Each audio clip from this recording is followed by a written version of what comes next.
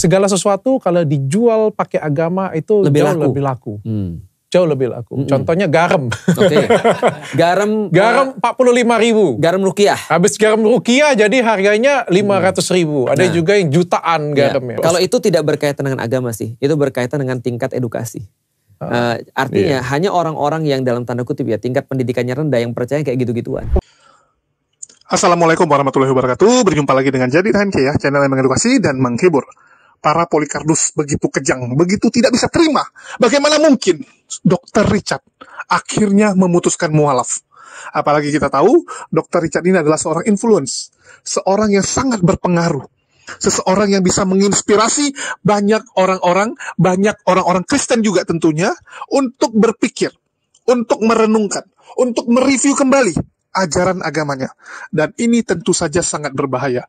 Sehingga kita bisa lihat teman-teman, sekarang semua konten-konten para Polycardus ini isinya adalah fitnahan dan hujatan kepada Dr. Richard. Mereka mengatakan, oh Dr. Richard ini gila dunia, oh Dr. Richard ini ingin jadi dokter terkaya. Untuk itu dia jual agamanya. Jadi kita tahu ya, Dr. Richard itu pernah buat statement mengatakan pingin menjadi orang sukses, pingin menjadi dokter terkaya. Itu artinya Dr. Richard sedang menempatkan dirinya sebagai seorang pengusaha, karena kita tahu dia pengusaha.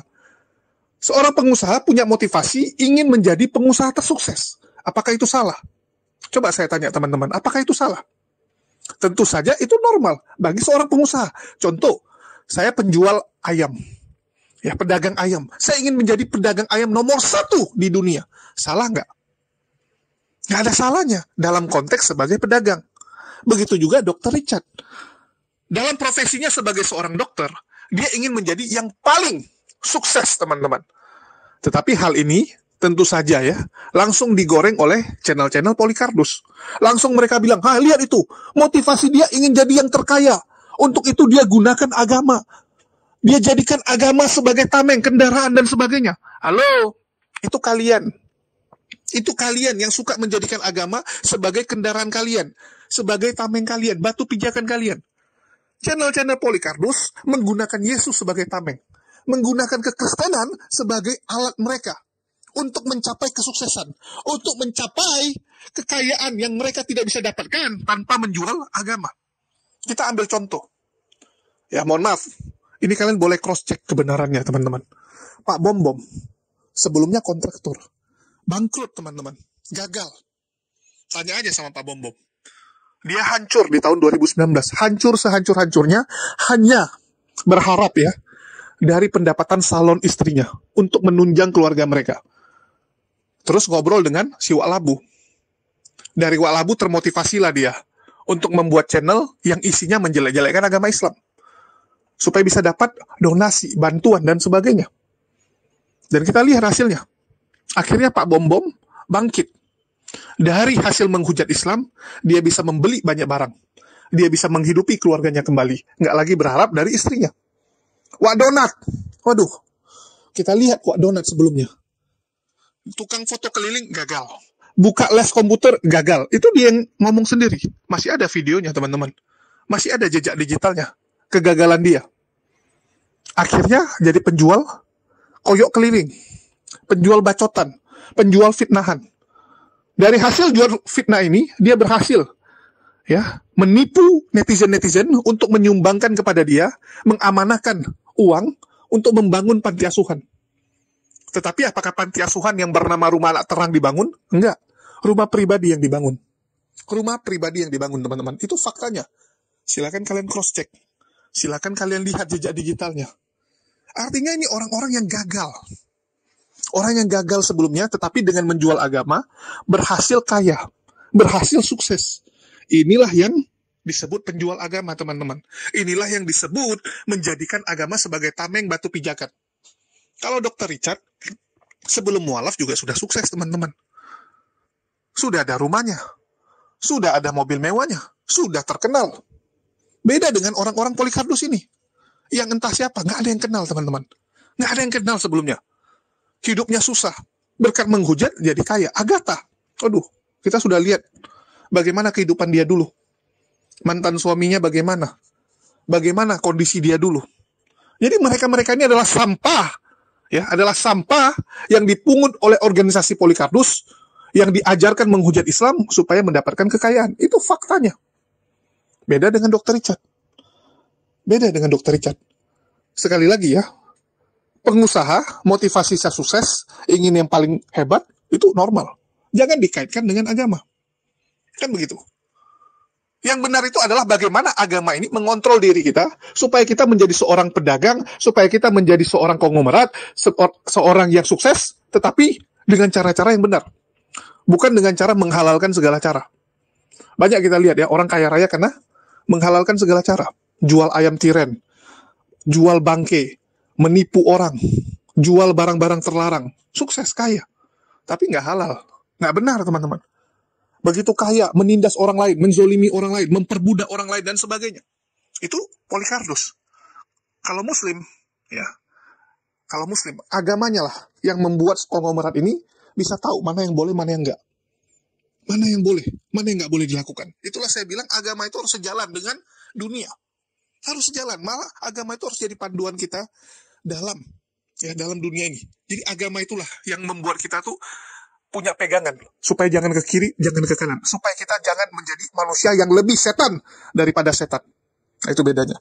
Dan di kesempatan ini kita akan mendengarkan ya perihal tentang yang namanya uang dari Dr. Richard, yang menanyakan kepada Ustadz Dery maupun Ustadz Feliciau, sebenarnya bagaimana sih pandangan kita tentang agama dan kekayaan?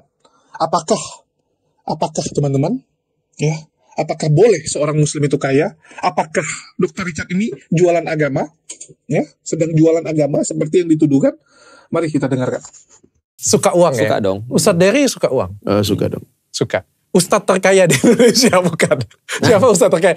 Ada ya? Aku gara-gara salah ngomong kemarin. Kayak mungkin waktu aku beli Holy Wings, aku tuh ada ngomong deklarasi di depan. Keren kan? Kan seorang dokter beli Holy Wings Group kan perusahaan besar ya, Ustadz ya. Jadi aku ngomong, aku akan jadi dokter terkaya di Indonesia. Sebenarnya aku ngomong itu bukan konteksnya sebagai dokter. Tapi ambisiku sebagai seorang pebisnis. Kayak gitu punya.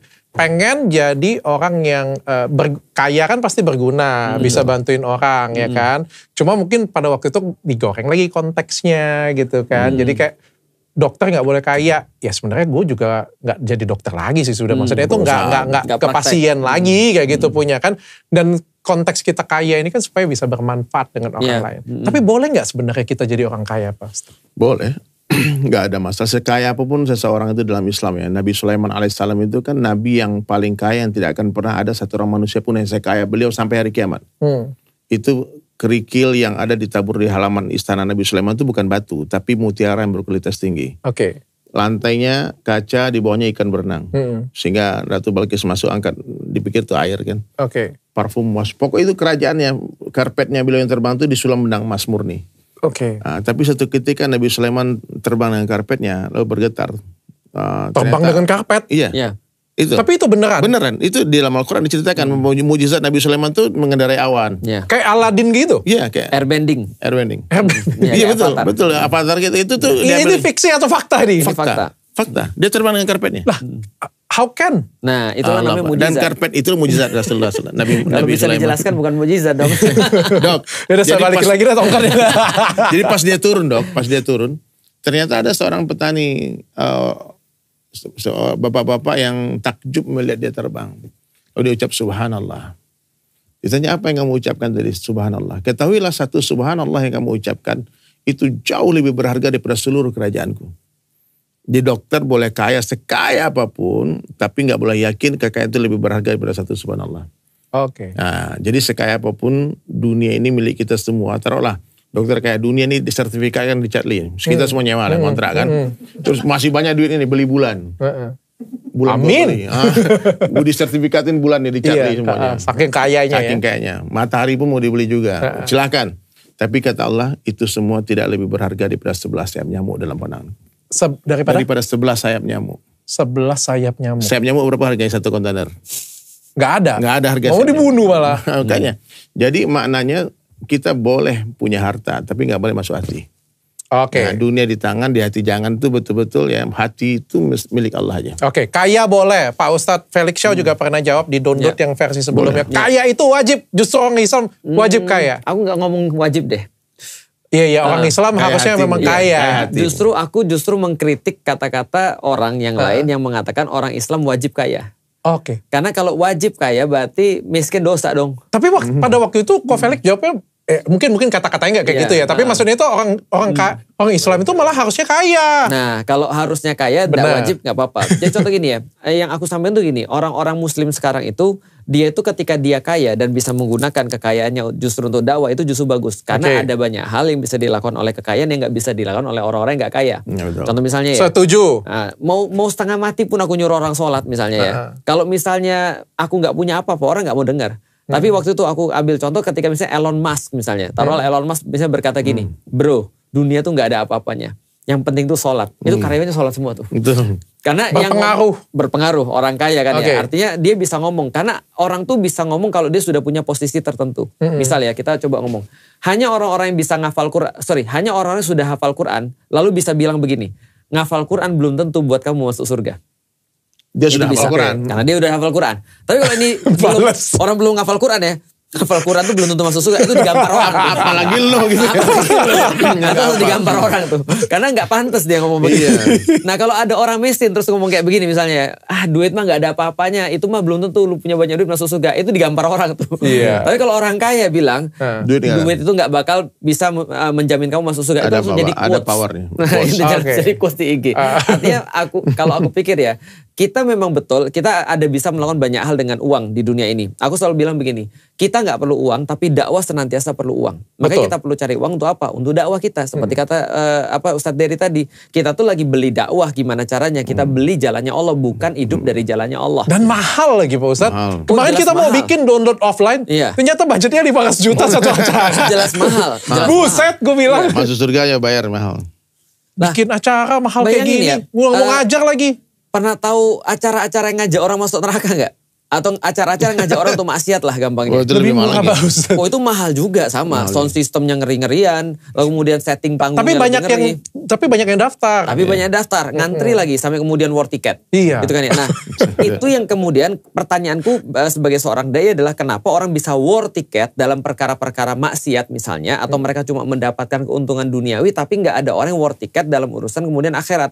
Berarti jangan-jangan yang kita yang salah. Karena kita tidak menghadirkan dakwah ini semenarik mereka menghadirkan sesuatu marketingnya. Betul. Ya, packaging dakwahnya. Oke, marketingnya. Tapi aku pengen tanya dengan Pak Ustadz ya. Berarti kaya boleh. Boleh. Nggak salah. Dalam Islam kaya boleh ya? Boleh. Soalnya kalau nggak boleh kaya, bahaya. Rasulullah itu nggak kaya bukan karena nggak bisa kaya. Tapi ada Rasul yang kaya nggak? Nabi Sulaiman. Nabi Daud. Nabi Sulaiman punya kerajaan. Bapak anak. Tapi mencintai uang boleh nggak? Mencintai uang. Jadi gini, kita batasin dulu. Sebenarnya batasan tadi sudah disampaikan sama Ustadz Dery. Mencintai itu apa dulu nih? Kalau cuma kita menyukai nggak ada masalah. Mr. Crab mencintai uang. Tapi kalau mencintainya itu lebih daripada Allah, Rasul dan berjihad di jalannya itu yang masalah. Oke. Jadi kecuali di bawah Rasul ya pokoknya. Katanya Abu Bakar seperti memegang pasir. Jadi megang duit itu seperti megang pasir. Kalau kita eratin itu pasir jatuh semua. Kalau kita longgarin itu juga jatuh semua. Jadi seadanya aja. Yang seperlunya kita aja. Kita perlunya apa? Tapi keperluan orang beda-beda nih. Kalau keperluan mungkin ya ada orang yang zuhud. Keperluan ya yang penting aku makan besok sudah ada aku sudah tenang. Tapi keperluanku gak gitu. Keperluanku adalah membangun dakwah yang dalam kepalaku. Perlu kemudian fasilitas dan infrastruktur yang besar. Contoh misalnya kayak aku sekarang buat studio. Studio mana ada 100-200 juta. Ya kan? Studio miliaran. Maka aku harus cari uang miliaran. Karena itu bagiku adalah sesuatu yang harus aku cari. Yang segitu, seadanya bagiku segitu. Untuk buat studio. Untuk dakwah. Jadi yang penting itu permintaannya dulu bukan hartanya. Karena harta itu cuma pengantarnya aja. Yang penting permintaannya dulu apa? Dokter permintaannya apa? Contoh kayak gini ya. Kalau dokter cuma beli mobil doang. Itu masalah tuh. Tapi kalau dokter sudah ada. Aku mau pergi ke sini. Aku perlu mobil ini.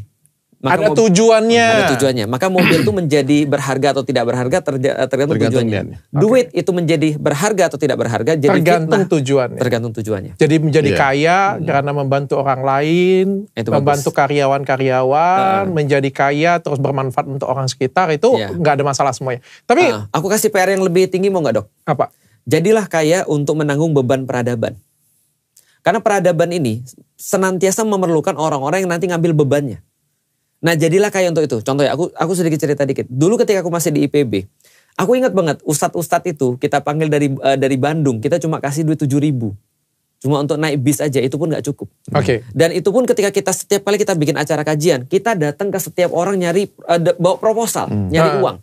Kadang-kadang pergi ke supermarket, kadang-kadang pergi ke perusahaan ini dan segala, nyari uang untuk itu. Tahu nggak aku dalam pikiranku apa? Aku mau jadi kaya supaya aku bisa nanggung ini supaya kita nggak usah nyari proposal lagi. Itu kenapa aku mau jadi kaya pada saat itu. Jadi tujuannya untuk itu. Dan ketika aku sudah jadi kaya, aku lakukan. Andai kan dulu ketika aku mikir, andai kan ada yang bisa minjemin aku laptop, aku pasti akan bisa lebih dakwah lebih besar daripada yang sekarang. Tapi nggak ada yang minjemin aku laptop. Aku mikir gini, aku nanti akan jadi orang yang beli laptop dan minjemin orang lain. Sekarang aku lakukan. Artinya untuk jadi orang berguna kita perlu modal. Harus. Dan kita harus berbisnis dan kita harus kaya. Betul. Supaya kita bermanfaat dan gak ada masalah tentang berbisnis dan jadi kaya ya. Betul, gak ada masalah. Nah ini menarik ini karena kan aku sering dengar ya, sering dengar dari Ustadz Dery juga kan ada lagunya Dunia Sementara katanya kan. Oh, itu yang pertama belum, yang semuanya mati. Iya, itu agak horor sih. Dunia sementara, akhirat selama-lamanya. Tadi sudah di episode sebelumnya juga aku pernah bahas tadi ya, bahwa uang itu dunia sementara, bukan selama-lamanya. Tapi kalau nggak ada uang itu bukan dunia, Dok. Uang itu bukan dunia. Dunia itu segala sesuatu yang membuat kita jauh dari Allah. Nah, itu dunia. Uang itu segala sesuatu yang membuat kita. Dunia itu definisinya adalah apa saja yang tidak ada manfaatnya untuk akhirat. Dunia itu adalah segala sesuatu yang membuat kita jauh dari Allah. Kalau dengan uang kita bisa dekat dengan Allah, itu bukan dunia. Kalau uang membuat kita jauh dari Tuhan, itu dunia. Kalau kita dakwah membuat kita jauh dari Allah, itu dunia.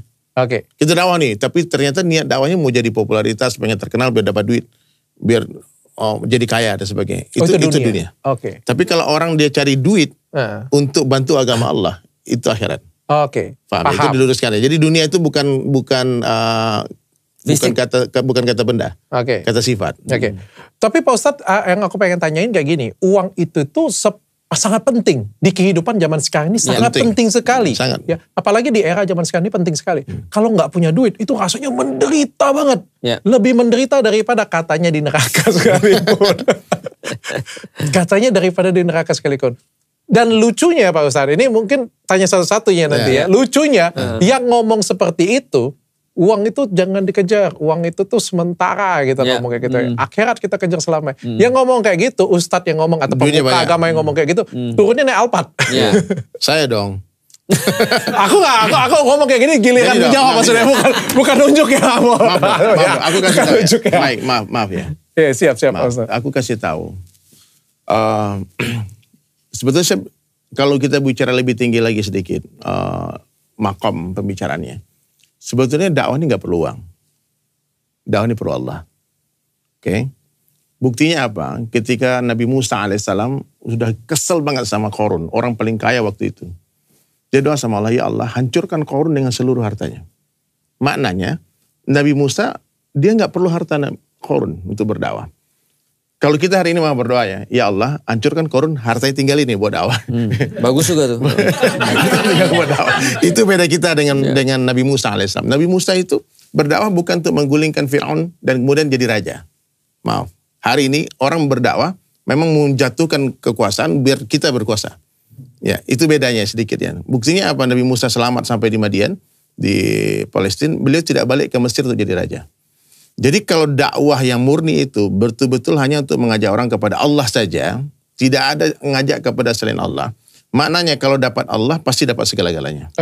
Ya, kalau kita dapat Allah nanti Allah bagi duit kalau perlu duit, Allah kasih kekuasaan kalau Allah mau. Intinya jangan sampai ada keyakinan, ada pembicaraan bahasa dakwah ini. Maaf ya, Ustaz Felix ini bukan mengkritisi, bukan mendebat dan tidak. Ada bahasa dakwah ini perlu uang. Islam ini tersebar dengan harta. Islam ini tersebar dengan kekuasaan. Ini kalau kita kaitkan kepada tauhid, ini kena kita nih. Terbukti dari sejarah, Islam itu tersebar dengan nusrah gaibiyahnya Allah, pertolongan Allah. Perang Badar itu 313 orang, Dok. Tidak punya duit, tidak punya senjata, tidak punya jumlah yang banyak. Melawan kafir Quraisy ribuan dengan senjata yang lengkap, dengan uangnya Abdurrahman bin Auf yang tertinggal di Mekah, dengan uangnya Sayyidina Utsman bin Affan yang tinggal di Mekah. Semua sahabat meninggalkan hartanya. Mereka nggak ada yang bawa harta. Pergi ke Madinah.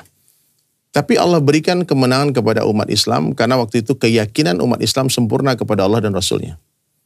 Bahkan ada sahabat yang mau pulang ke Madinah untuk ngambil pedang, Nabi katakan, kamu pegang pelepah kurma. Tidak usah pulang. Akhirnya itu pelepah kurma, Ukasyah, dia dipukulkan ke orang Quraisy, berubah jadi pedang yang berkilauan. Kuasa Allah. Allah mampu merubah apa saja, merubah bentuk, merubah sifat, merubah bentuk, tanpa merubah bentuk dan apa saja. Apa sih yang Allah kehendaki pasti terjadi. Jadi kalau kita bicara masalah uang ini alat. Uang ini adalah satu makhluknya Allah yang bermanfaat untuk dakwah. Ya, kalau memang diniatkan untuk dakwah. Tapi kalau kita cari duit untuk berbangga-bangga, biar dibilang orang kaya, biar untuk bermegah-megahan, show off dan sebagainya, itu malah diancam. Dalam Islam menupu-nupu harta nggak boleh. Dan kebiasaan Sayyidina Umar bin Khattab itu menyapu Baitul Mal. Jadi kalau ada duit masuk, ini zakat datang semua, dibagikan hari itu juga. Bahkan Sayyidina Umar bin Khattab itu pernah berkhutbah, dikatakan kalau kita berniaga, berdagang 500 tahun siang dan malam tidak akan terkumpul uang sebanyak ini, harta sebanyak ini. Jadi ternyata untuk mendapatkan uang itu jalur tercepat dan terdahsyatnya adalah dakwah. Maaf ya. Oke. Orang bilang, ngapain kamu dakwah-dakwah aja? Ekonomi dong, teknologi dong, kuasai dong. Masa di pesantren nggak diajarkan tentang teknologi, nggak diajarkan tentang komputer, nggak diajarkan tentang marketing. Ngapain kamu cuma dakwah-dakwah saja? Sekarang Islam dikuasai orang non-muslim semuanya. Orang terkaya non-muslim. Orang yang menguasai teknologi non-muslim semua. Sebetulnya kalau kita mau duduk berpikir sesaat, kalau kita mau jalan tercepat dunia dikuasai orang Islam, gampang. Kita datangi orang terkaya di dunia, ajarkan dia syahadat. Ketika itu 100 orang terkaya di dunia masuk Islam semua, dunia milik orang. Kekayaan dunianya milik orang Islam. Tapi jarang orang yang berpikir itu. Justru orang sehari ini dia berkompetisi dengan orang-orang muslim tanpa ada niat dakwah. Oke. Nah, jadi sekarang itu satu persatu nih yang menguasai teknologi. Orang kita harus bikin TV Islam. Pemilik TV itu dakwahin, dapat hidayah, nanti semua program baru jadi dakwah semua. Oke. Jadi itu jalan tercepat untuk menaklukkan dunia. Jadi intinya dapatkan Allah, dapat segala-galanya. Kalau hilang Allah, hilang segala-galanya. Oke. Justru uang ini kalau semakin banyak dok, semakin haus. Kayak orang meminum dunia ini seperti minum air laut. Semakin dia minum ada semakin keserakahan haus. Ya. Iya semakin haus. Ya. Aku minum kok, aku tambah haus. Ternyata aku minum dunia. Oke. Gitu dok. Jadi duit itu taruh di dompet, taruh di tangan, jangan masuk hati. Oke, siap. Silakan. Ustaz Felix Xiao. Uang itu kalau nggak ada rasanya penderitaan banget. Iya. Jangan, tapi Ustadz bilang jangan cari pemuka agama lah, jangan ngomong Ustadz, nanti aku di demo lagi kan. Jangan cari uang, carilah akhirat. Tapi yang turun dari sana justru naiknya mobil mewah, jamnya Rolex gitu Pak Ustadz. Untung aku gak pakai jam. Itu jamku gak Rolex.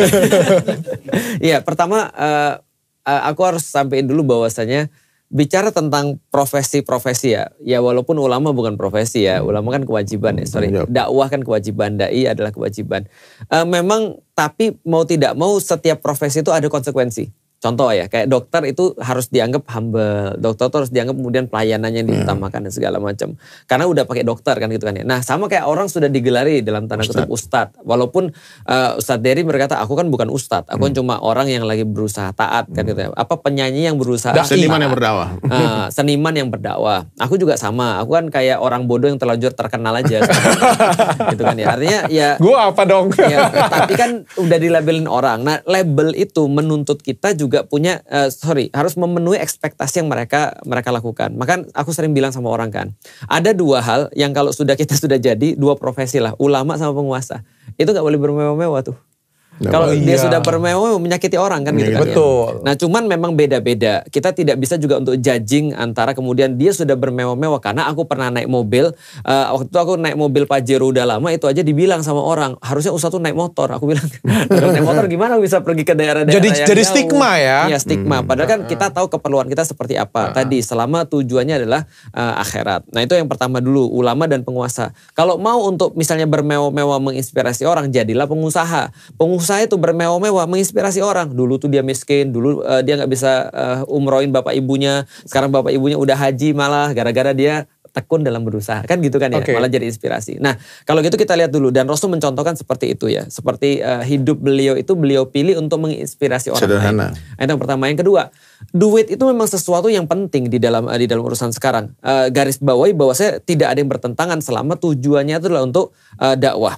Dan kita benar-benar khawatir kita kehilangan tauhid kita kalau kita sudah menggantungkan segala sesuatu pada duit. Artinya kalau kita udah berpikir bahwa tidak ada duit gak bisa jalan, itu bahaya. Oke. Makanya kalau ada contoh ya, ada temanku yang misalnya mau dakwah, sama pikirannya kayak aku kan mikir tadi kalau ada laptop aku pasti bisa lebih bagus kan gitu kan ya. Maka kalau orang zaman sekarang terus bilang gini, dia bilang, Ustadz ini harus ada laptop baru kemudian bisa dakwah. Aku bilang dulu aku gak ada laptop juga bisa dakwah. Kamu dakwah dulu, nanti kalau kamu sudah dakwah nanti datang laptop kan gitu kan ya. Nah sebenarnya ngelihat dunia itu cuma kayak gitu aja. Kalau yang lebih sederhana lagi, dunia itu babu. Jadi babu tuh disuruh-suruh, membantu. Oke, babu itu alat yang kita suruh. Nah, tapi kalau kita sudah jadiin dia sebagai tujuan, kita jadi babu. Kalau dia jadi raja, kita jadi hambanya. Kita yang disuruh-suruh sama dia. Setuju. Untuk nyari dia terus kan itu kan ya. Masalahnya di implementasi sih Pak Ustadz. Betul. Aku sudah, ini aku cerita aja ya Pak Ustadz. Kemarin ada satu contoh yang bagus, mungkin sekitar belum sampai 1 tahun yang lalu. Pop yang datang ya, Paus ya. Paus kemarin datang ke Indonesia. Betul. Dan itu tuh buat aku tuh kagum banget. Avanza ya. Gila, naik Avanza. Duduknya juga di depan, nggak mau duduk di belakang. Betul. Tidak tinggal di hotel mewah, padahal pasti negara pasti dengan senang hati pesenin kayak gitu punya. Benar. Tinggalnya di Vatikan kalau aku nggak salah. Terus juga jam tangannya kalau kemarin viral juga Seiko ya.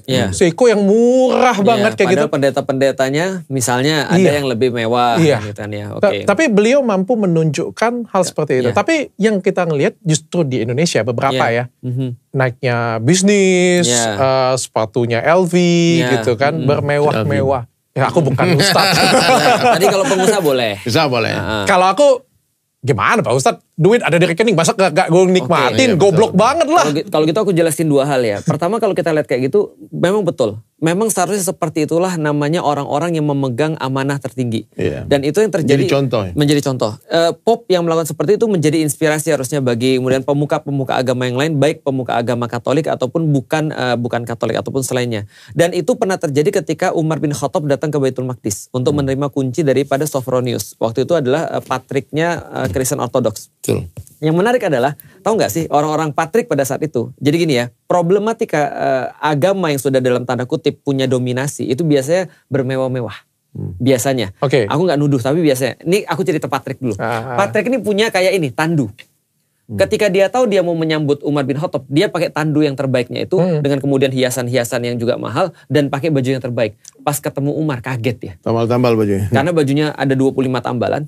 Lalu kemudian dia dikisahkan lagi bawa kemudian kudanya sendiri. Pembantunya di atas unta. Pembantunya di atas karena gilirannya di atas. Gantian dengan disambut di pintu kota. Kemudian berjalan kemudian bareng-bareng ke Baitul Maqdis. Sampai saking gak enaknya sejarah menyampaikan kepada kita bahwasanya itu Patrik sampai turun daripada tandunya. Untuk kemudian ngeliatin Umar. Dan dia bilang wajar kalau Baitul Maqdis dikuasai oleh orang kayak gini. Karena kenapa? Karena dia terlalu sibuk mikirin orang sampai gak perlu mikirin kemudian bagaimana bentuk kemewahan diri sendiri. Nah itu yang pertama. Yang kedua, pertanyaannya gini. Apakah kalau gitu kita tidak boleh memuliakan guru misalnya? Karena di Indonesia kan pasti banyak kan ustadz-ustadz yang kemudian dimuliakan oleh orang. Menurutku sangat-sangat perlu sekali untuk memuliakan guru. Tapi ingat itu adalah dari muridnya harusnya. Makanya seringkali guru-guru bilang. Bukan diminta. Guru-guru kan bilang gini. Bukan guru-guru lah. Ada orang bilang gini. Kami ngundang biduan. Itu kami kasih tempat panggung yang paling bagus. Itu ridernya udah nggak tahu kayak gimana. Permintaan artis apa namanya rider ya. Lalu kemudian belum lagi kemudian harus pakai mic yang ini, harus pakai kemudian tempat yang ini, penjemputan mobil yang ini dan bayarannya ngeri. Itu kan ya. Kalau artis padahal tadi itu cuma untuk entertainment. Masa gurunya dimuliakan dengan cara yang lebih rendah. Kadang-kadang udahlah Ustadz kasih aja 500.000 gitu nah, segala macam. Nah, itu yang salah sebenarnya. Tapi kalau sana itu dia yang minta, itu juga yang salah. Jadi sebenarnya Islam tuh kan seperti gini nih. Dari sebelah kanan dia ngambil, dari sebelah kiri dia juga ngambil. Sehingga ketemu di tengah-tengahnya pas. Yang ustadznya nggak minta dan ustadznya nggak mau bermewah-mewahan, umatnya atau pengen kemudian pengen ustadznya dimuliakan. Itu yang terjadi pada Rasulullah. Nah makanya contoh ya, kita pas masih belajar, kita dikasih tahu begini. Sebelum kajian, makan dulu. Sebelum kajian makan dulu. Minimal kalau kamu kemudian di sana nggak dikasih makan. Supaya nggak ngarep makanan. Nggak bisu. Masya Allah, luar biasa sekali penjelasannya ya teman-teman. Luar biasa sekali mengenai bagaimana mencari sumber rejeki, mencari kekayaan, dan bagaimana pandangan Islam. Jadi di sini teman-teman harus tahu ya, bahwa tujuan menjadi kaya, tujuan menjadi sukses itu apa dulu? Ini yang kalian harus pahami dan ngerti dulu. Jadi yang namanya uang itu hanya alat. Uang itu hanya alat yang kita pakai di dunia. Dan yang kesepakatan kita lah yang membuat uang kertas itu jadi ada harganya. Betul nggak? Coba kita ambil contoh gini teman-teman. Kamu ambil dolar kamu. Ya, misalnya contoh nih, mata uang dunia kan dolar. Kamu ambil dolar kamu sebanyak mungkin. Ya, kamu datangi tuh orang di Amazon tuh, suku pedalaman atau enggak Pulau Sentinel. Ya, Pulau Sentinel tuh di bawah Sri Lanka. Kamu pergi ke sana, terus kamu kasih tuh uang-uang kamu kepada mereka. Terus kamu minta makanan sama mereka. Mereka kasih nggak? Mereka tukarkan nggak? Nggak mau, teman-teman. Kenapa uang kertas ini, dolar ini berharga? Karena kesepakatan kita bahwa ini ada nilainya. Karena kita sepakat ini ada nilainya. Tapi kalau ada yang nggak sepakat mengatakan ini nggak ada nilainya, ya nggak ada nilainya, teman-teman. Betul nggak? Uang itu adalah pengganti kepercayaan. Uang itu pengganti kepercayaan. Itu cara kerja uang.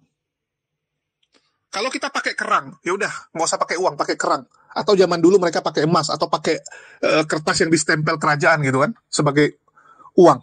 Sah nggak? Ya sah, karena mereka menganggap itu berharga. Jadi semua tergantung kita percaya atau nggak. Kalau kita semua percaya bahwa mata uang kita sekarang adalah kerang, ya kita gunakan kerang ini, ya jadi.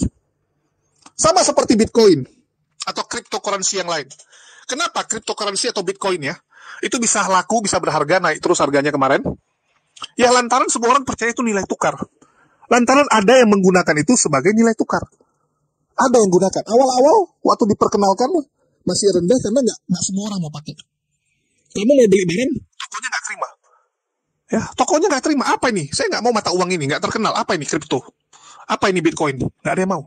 Tapi seiring terkenalnya, seiring waktu, orang jadi percaya. Bahkan, ya di perdagangan haram-haram sana, perdagangan senjata, kegiatan transaksi ilegal, mereka gunakan Bitcoin supaya nggak terlacak. Karena nggak bisa terlacak pakai Bitcoin. Beda dengan mata uang kita yang pemerintah kontrol. Pakai Bitcoin itu diperdagangkan, teman-teman. Terutama di pasar gelap. Karena mereka percaya terakhir nilainya naik terus. Ya, karena mereka percaya ini punya ada harga, mereka sepakati ini ada harganya, ya naik terus. Itu cara kerja uang, teman-teman. Tapi nanti panjang lah kalau saya ceritakan ya.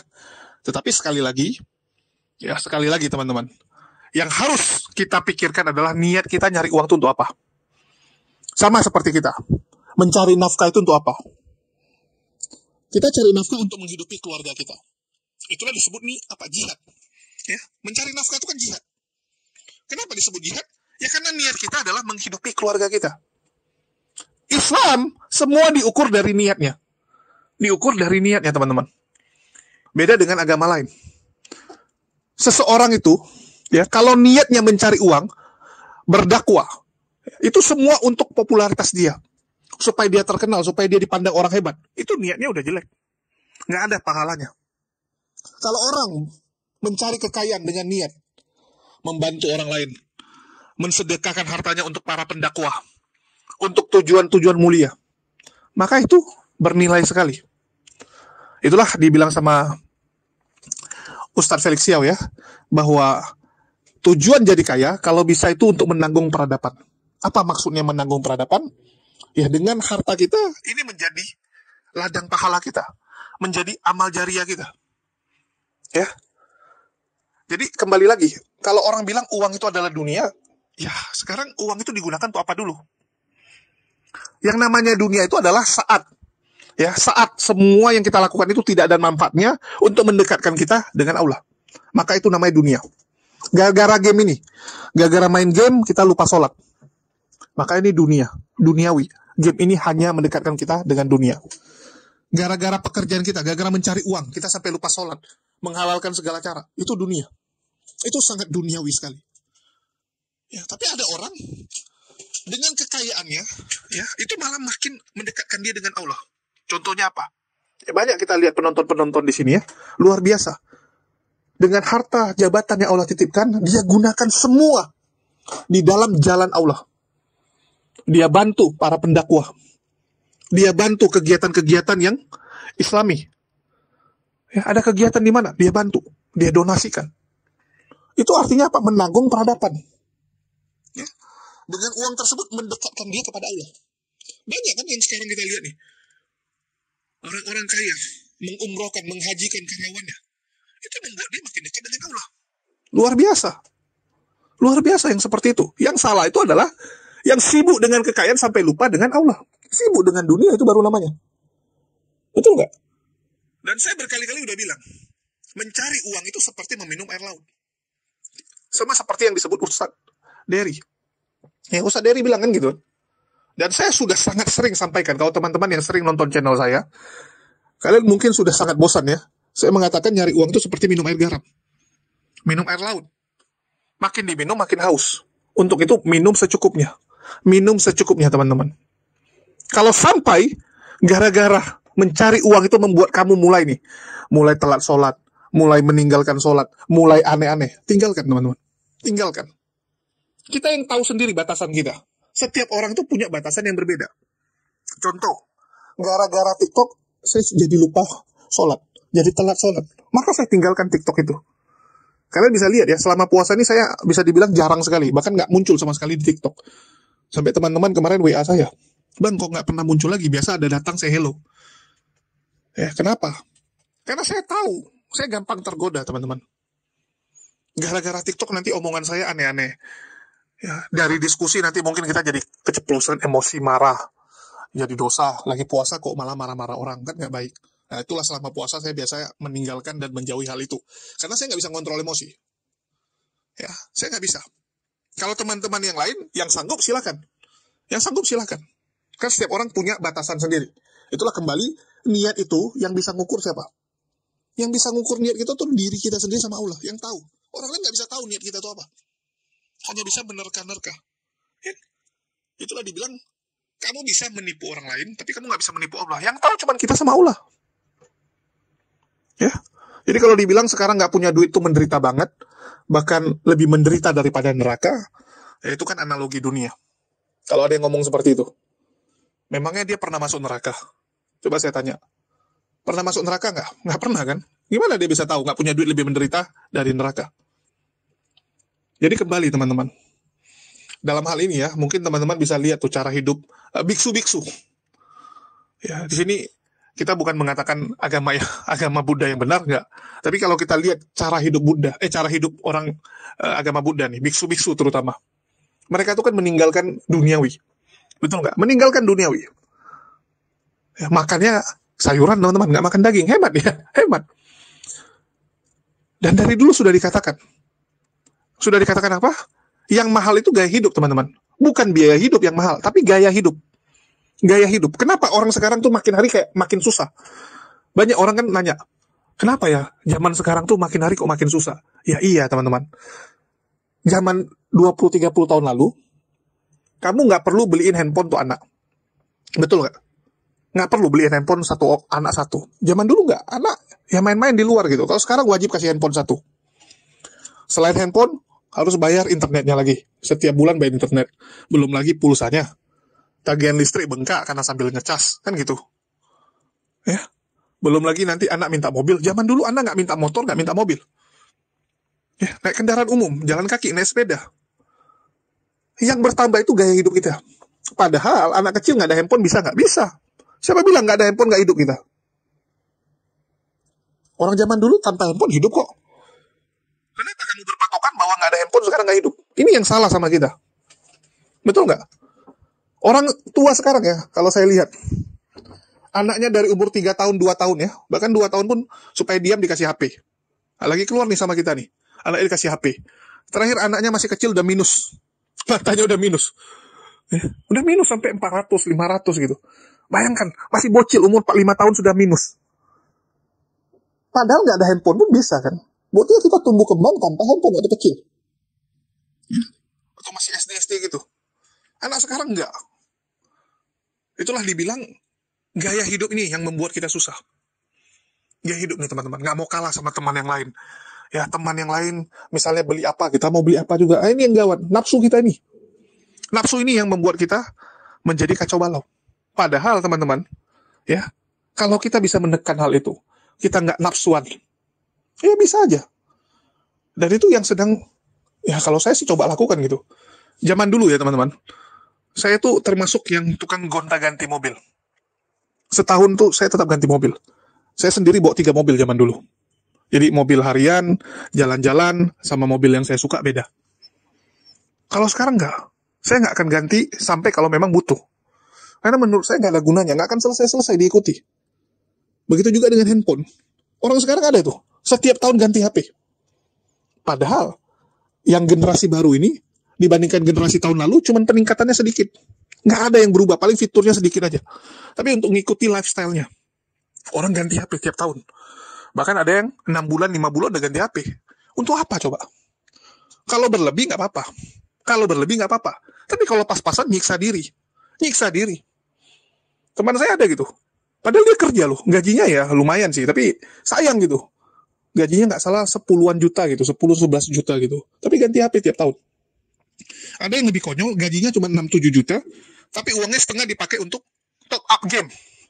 Setiap bulan ini ya, sinkron sama kartu kredit. Dia punya game. Wah, beli skin. Beli ini, beli itu. Terakhir ribut sama istrinya gara-gara kebanyakan beli gamers. Beli apa? Barang-barang game. Kan kacau. Jadi kalau kita bicara uang ini ya, semua tergantung kita. Manfaatnya untuk apa? Itulah saya bilang, kalau manfaatnya untuk mendekatkan diri dengan Allah, itu luar biasa. Dan ingat, harta itu nggak akan kita bawa mati. Hanya orang bodoh yang menilai bahwa harta itu bisa kita bawa mati. Hanya orang bodoh yang sibuk dengan mengejar dunia, teman-teman. Dari masa mudanya ya, sibuk kejar dunia. Sampai tua pun masih sibuk. Kita lihat ada orang kan udah umur 70, 60, masih sibuk dengan dunia. Nggak sadar gitu. Uang itu akan bawa kita masuk jurang. Jadi sekali lagi, rezeki itu dari Allah. Yakinlah teman-teman, rezeki itu dari Allah. Ada orang setengah mati ngumpulin harta. Ya, begitu pop, disikat semua sama Allah, habis semua. Coba lihat. Ada orang yang setengah mati sampai 10 tahun baru sukses. Begitu gagal, coba lihat. Begitu gagal, dalam 1 bulannya bisa gagal. Bahkan dalam 1 hari orang bisa kehilangan semuanya. Ya, tiba-tiba kena musibah, kena bencana. Hilang semua dalam 1 hari, teman-teman. Ada kan? Dan mungkin sebagian teman-teman di sini, ada yang pernah merasakannya gitu. Udah setengah mati ngumpulin, begitu hilang dalam sekejap gitu. Saya termasuk dulu workaholic, teman-teman. Karena dididik dari kecil harus kerja sama bokap ya. Namanya Chinese sekali gitu kan. Chinese sekali dulu ada kecil kerja teman-teman. Bokap saya dulu buka toko tuh 365 hari. Imlek aja buka toko. Imlek buka toko, kita terima DO dulu. Pesanan-pesanan, orangnya nanti besok baru ngambil barangnya. Karena kami dulu distributor. Buka teman-teman. Tapi apakah itu membuat kaya? Ya, kalau saya bilang sih ya kaya-kaya. Tapi nggak sebanding dengan yang lain juga gitu. Ya, nggak ada apa-apanya juga. Karena rezeki dari Allah. Jadi kalau saya ditanya teman-teman ya, kalau sekarang nih, zaman sekarang ditanyain, itu si Kores aja hidup kok, yang lain aja hidup pun. Ya, buktinya apa? Buktinya kalau kamu berjalan di jalan Allah, Allah yang akan cukupkan. Allah yang akan cukupkan. Kita lihat, orang yang niatnya tulus teman-teman, akan dijaga Allah. Tapi kalau ada orang tuh, hari ini terkenal, besok hilang, besok lagi terkenal, hilang lagi. Kenapa bisa seperti itu? Ya karena bisa jadi niatnya nggak benar. Awal-awal niatnya bagus. Begitu dapat kekayaan, niatnya jadi melenceng, jatuh. Dikasih kesempatan sama Allah bertobat. Naik lagi ke atas. Melenceng lagi. Banyak yang seperti itu kita lihat sekarang. Jadi kita jujur-jujuran aja. Banyak yang seperti itu. Ya. Tampang seperti Ustadz. Kayak Bang Zuma bilang ya. Tampang seperti Ustadz. Baju sengaja. Ya, sengaja dibuat islami sekali. Bajunya islami sekali. Tapi kelakuan di belakang kurang ajar. Banyak yang seperti itu. Cuman kan, ya kita nggak usah buka-bukaan lah di sini. Ya. Nggak boleh buka aib orang. Karena di Islam dilarang membuka aib orang lain. Karena Allah menutup aib kita. Tapi itulah yang terjadi sekarang. Ya, itu yang terjadi teman-teman. Nah, jadi kembali lagi, pergunakanlah harta kamu hanya untuk mendekatkan dirimu dengan Allah. Itu yang benar. Gunakan harta itu untuk itu. Jangan untuk tujuan yang lain. Apalagi hanya tujuan supaya bisa memerintah orang lain, memanfaatkan orang lain, menzolimi orang lain. Banyak orang kaya itu untuk menzolimi orang lain. Itu yang jahat sekali. Niatnya tuh, wah kalau saya kaya saya akan gini. Wah saya akan zolimi orang lain. Saya akan tindas orang lain. Dulu dia hina saya. Begitu saya kaya, saya persulit dia. Saya buat dia mampus. Banyak yang seperti itu. Apalagi menggunakan kekayaannya untuk mencelakai orang lain. Coba lihat Polikardos. 2 tahun lalu ya, saya dicoba dicelakai oleh Polikardos yang kaya raya. Mereka gunakan harta benda mereka untuk mempersekusi saya, ya, mengkriminalisasi saya, Apakah saya pikir udah nanti giliran saya akan balas? Enggak. Saya serahkan sama Allah. Walaupun saya punya kesempatan balas pun nggak akan saya balas. Nah, jadi kembali, semoga niat kita akan tetap lurus ya teman-teman. Dan itu aja sih, karena udah kepanjangan juga nih video teman-teman. Dan sebagai penutup, saya tampilin juga kegiatan Jumat Berkah kita, karena videonya saya potong-potong, ya mohon maaf. Video Jumat Berkah tanggal 14 Maret kemarin, saya bikin beberapa kali di beberapa konten saya, karena kalau dibikin satu video khusus, atau konten khusus tentang Jumat Berkah, yang nonton nggak ada teman-teman. Yang nonton nggak ada. Ya, karena ini kan bentuk pertanggungjawaban saya. Soalnya kalau dibuat video khusus nggak ada yang nonton, nanti ditanya teman-teman, bang itu kemarin ada buat nggak? Saya sampai bingung gitu. Ada orang nanya, bang kemarin ada buat ini nggak? Kemarin ada buat ini nggak? Padahal jelas-jelas ada videonya. Sering kan penonton bilang, bang bahas ini bang, bahas ini. Loh jelas-jelas kemarin saya baru bahas. Jadi untuk itu saya tampilkan di sini aja ya. Semoga tidak mengganggu, singkat saja. Mungkin itu aja dari saya. Makasih buat semuanya. Di akhir kata saya ucapkan wassalamualaikum warahmatullahi wabarakatuh. Sampai jumpa di konten-konten kita berikutnya. Sabar dulu. Cukup, Boy. Puasa kagak tapi lu. Puasa. Makasih Om. Oke, sama-sama. Makasih Om. Ayo, makasih Om. Makasih Om. Waduh, keluar semua. Makasih Om. Sabar dulu. Makasih Bang. Sisa satu siapa yang belum?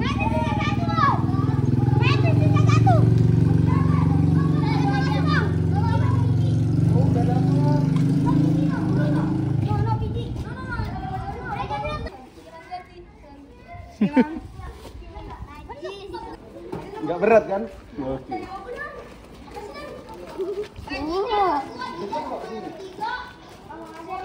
Oke, makan. Lupa aku depan lagi rumahnya. Kok makan di lantai, Dek? Iya, Bang. Makasih ya, Bang. Yuk. Bang, mau dong, Bang. Nasi, Bang.